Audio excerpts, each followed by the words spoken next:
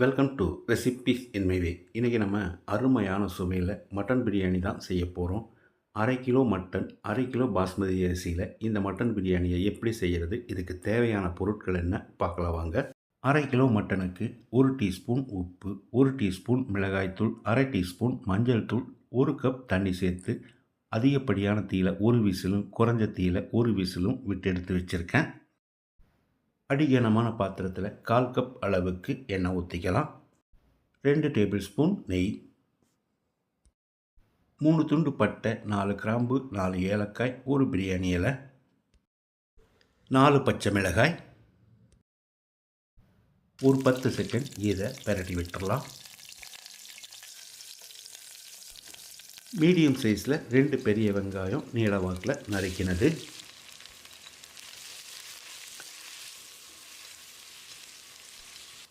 2 teaspoon உப்பு சேர்த்து வெங்காயத்தை செவந்து வர்ற அளவுக்கு வதக்கிடலாம்.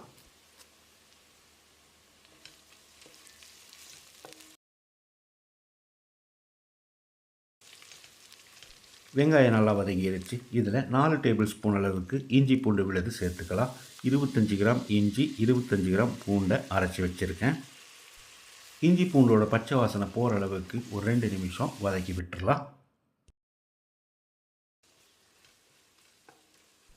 மீடியம் சைஸில் 2 தக்காளியை ஸ்லைஸாக நறுக்கி வச்சுருக்கேன். இதை போட்டு வதக்கிடலாம்.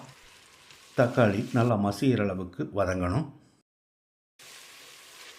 தக்காளி மசிகிற அளவுக்கு வதங்கிடுச்சு. இதில் ஒரு 1/2 கப் அளவுக்கு புதினா இலை, கொஞ்சமாக மல்லி இலை, ஒரு 30 செகண்ட் இதை வதக்கி விட்டுடலாம்.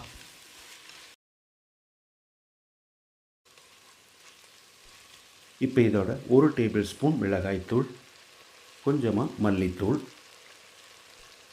1 டேபிள் ஸ்பூன் பிரியாணி மசாலா, ஒரு 10 செகண்ட் இதை பெரட்டி விட்டுடலாம்.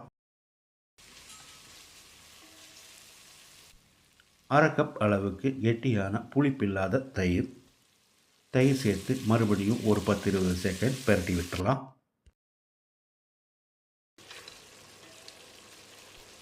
இப்போ இதில் நம்ம வேக வச்சுருந்த மட்டனை போட்டுக்கலாம். மட்டனை சேர்த்து 1 நிமிஷம் பெரட்டி விட்டுடலாம்.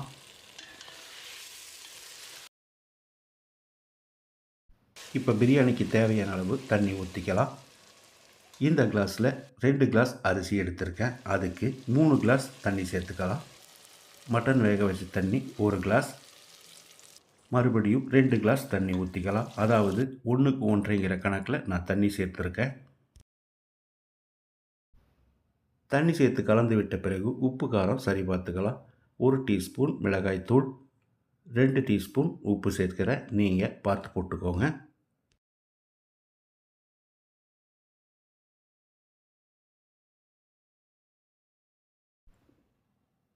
உப்பு சேர்த்து கலந்து விட்டு கொதிக்க விட்டுடலாம். தண்ணி கொதித்து வந்துருச்சு. இப்போ அரிசியை சேர்த்துடலாம். இந்த பிராண்ட் பாசுமதி அரிசியில் 1/2 கிலோ 1/2 மணி நேரம் ஊற வச்சு எடுத்து வச்சுருக்கேன். இதை போட்டுடலாம்.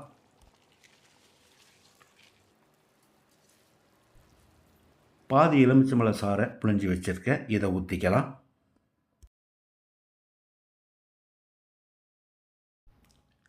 மிதமான தீயில் ஒரு 10 நிமிஷம் வேகட்டும். மூடி வச்சிடலாம். இடையில் ஒரு தரம் கலந்து விடணும். 10 நிமிஷம் மூடி வச்சு வேக விட்டுருந்தோம்.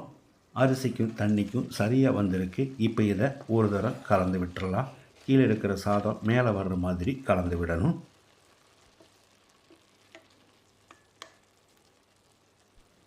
இப்போ பாத்திரத்தை மூடிடலாம். ஸ்டவ்வில் ஒரு பழைய தோசைக்கல் வச்சு அது மேலே பிரியாணி பாத்திரத்தை வச்சிடலாம். அதுக்கு மேலே பாத்திரத்தில் தண்ணி கொதிக்க வச்சுருக்கேன். இதையும் மூடி வச்சிடலாம். அதிகப்படியான தீயில் ஒரு 5 நிமிஷமும், குறைஞ்ச தீயில் ஒரு 15 நிமிஷமும் வேகட்டும். அதுக்கு பிறகு ஸ்டவ் ஆஃப் பண்ணிவிட்டு ஒரு 20 நிமிஷம் கழித்து திறந்துடலாம்.